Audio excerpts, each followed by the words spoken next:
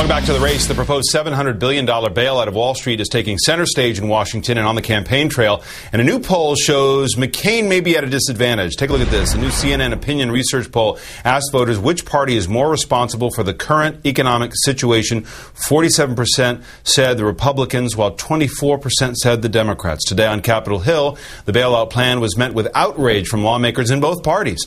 Our question today, which party, which side will get us out of this current economic crisis?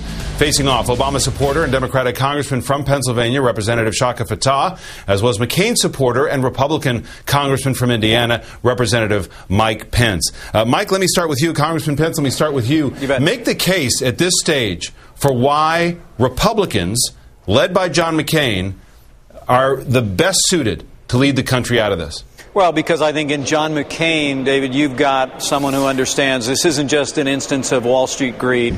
There's a lot of Washington greed here. And the reality is that the American people, as they go deeper and deeper into this, are going to find out that all roads lead back to Fannie Mae and Freddie Mac. There's been over the last 10 years an effort by many liberals on Capitol Hill to push Fannie and Freddie deeper and deeper into a portfolio that was not responsible, was politically motivated. John McCain has a long record of challenging the status quo on Capitol Hill, being willing to confront the status quo in the American marketplace. And I think he's particularly well suited to bring real reform to this area and revitalize our economy through entitlement reform, through tax relief for working Americans, through an energy plan that allows more drilling. The American people know the last thing we need to do is a massive transfer, $700 billion with all kinds of add-ons by a liberal majority in Congress. America needs. Well, but you may be out of step a little bit with McCain on this because he does not sound like he's going to oppose this bailout. Well, we don't know. I oppose the bailout. I think we should not be transferring $700 billion from Main Street to Wall Street. I don't think nationalizing every bad mortgage in America is the right answer. But I listened to John today. I think he hasn't signaled what he's going to do on this, but he leveled a warning. He said no earmarks in this bill. We need accountability. We need transparency. That's the kind of tough-mindedness the American people need, someone who will go to Wall Street and go to Capitol Hill and get serious about reform. All right, Congressman Fattah, look at the poll that just came out from the Pew Research Foundation in terms of support for a bailout generally among the public, and it does show 57% support or favor a bailout, 30% oppose. Make the case for the Democrats under Barack Obama, why they're best suited to lead the country out of this. Well, the last time the Democrats were in charge, when Bush came into office, the discussion in front of the Senate Banking Committee was whether the country could deal with being debt-free. We had a $3 trillion projected surplus. What Bush and the Republicans have done over 8 years with John McCain's help is put in place a set of tax cuts benefiting the wealthiest people in the country, has run our country's national debt up to now what will be $11 trillion. So they run up the national debt card because they promised us everything for free. We can go to war without paying for it. We can do anything. Tax cuts. Let's just keep borrowing money and borrowing money. And now the debt has come a hold on Wall Street. It threatens people's 401s, their mortgages, their livelihood of our economy. And you have the same Republicans who would spend $10 and $12 billion a month in Iraq, but they're saying, no, we don't have a dollar to spend to save millions of Americans from economic catastrophe. We need to structure the bill better, but we need to find a way to be responsible about our own nation's economy. Congressman Pence? Well, I just think, I'm someone who, along with John McCain, has been fighting that big government republicanism on Capitol Hill. John McCain opposed the Medicare prescription drug entitlement that massively increased our public obligation. John McCain's never taken an earmark throughout his career. John McCain has had his arguments with the big government republicanism of the last 8 years, no doubt about it.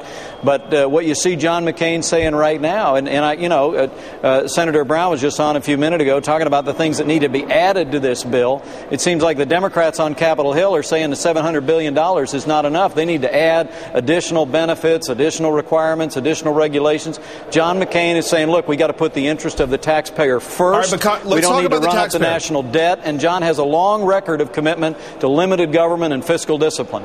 let's talk about his core beliefs on the economy, Congressman Pence, because the last big tax cut in this country was under George W. Bush, right, and John McCain opposed it. Yeah, I remember that. It was a point upon which he and I differed, and he and the president differed.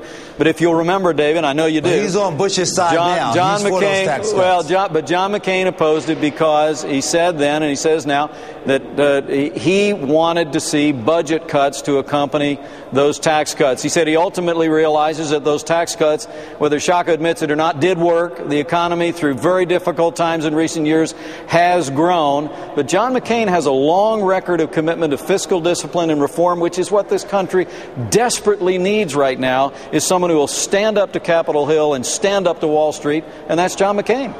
Well, John McCain said that the fundamentals were sound. 600,000 people have lost their job this year. 9,000 homes are foreclosed on every day. We have a major crisis on Wall Street, and John McCain wants to keep in place a tax cut for multimillionaires when Warren Buffett says he should be not paying the same amount of money that he's paying, that his secretary's paying, that he's paying a lower percentage than his secretary, even though he's one of the wealthiest people in the country. Even John McCain should be able to see that there's something wrong with our tax code. Well, I think John McCain knows that the last thing you do during an economic downturn is increase the tax burden on working families, small businesses, and family farms.